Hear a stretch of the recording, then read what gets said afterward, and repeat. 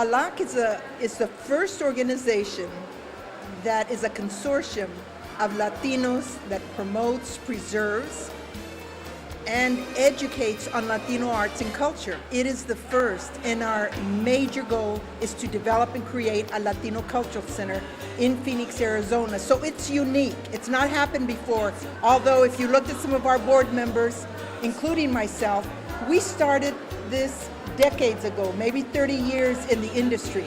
But we're unique because we've come together as arts organizations, as advocates, as activists, and artists. We need to tell our story, Jesus. We have a story to tell. We need a place where we can come together and we can educate the public. We can enhance the life of all Arizonans. And doing that means that we get to tell our story.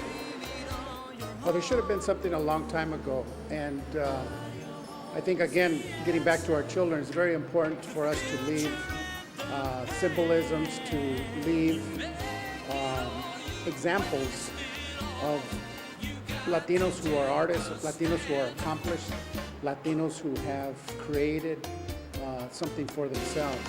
This will give the children impetus to follow in those footsteps and also to someday become a world-renowned artist or world-renowned mask maker such as Zarco Guerrero or a muralist such as Martin Moreno. I've always been a cultural warrior. I've always fought, to bring art to the community, to represent the community. And this would just be like a recognition of all the years of struggle that not just I've put in, but many, countless other artists and art advocates have put in. We've got people that have been doing this for over 35 years, at least in my history. And I've worked all over the country. And people are amazed at the fact that we don't have anything here that represents us. Hopefully that with just our numbers, we can create an impact and create a change and create a new excitement, in our community. We're here for the purpose of stimulating great interest in a museum, a cultural center for the area of Phoenix and the Valley of the Sun. It is an area that's tremendously underserved.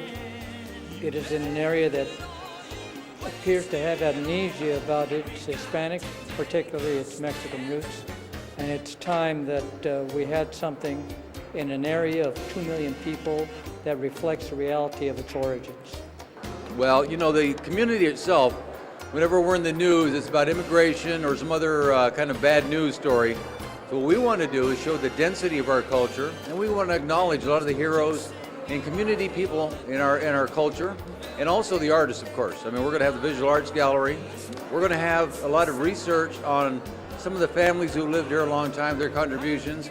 And sometimes their contributions aren't really big things. Maybe they just lived a good life, did their job, had a family, tried to do the best they could. But it's our culture, and it's important we acknowledge them, and it's important we document them too. I'm so happy to be involved. I'm the curator for the museum.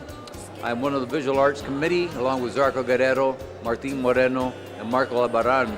So I'm rubbing elbows with guys who are, great giants in the world of Latino art, and I really look forward to sharing my art, painting every Saturday there, teaching out of there for Phoenix College and Ottawa University and for Estrella Mountain Community College and maybe for ASU. But we're going to be trying and get kids who are talented or even adults who are talented who might want to pursue an education and help them along with that. Besides that, people who just want to paint or come in and make art with us, we're going to help them do that too.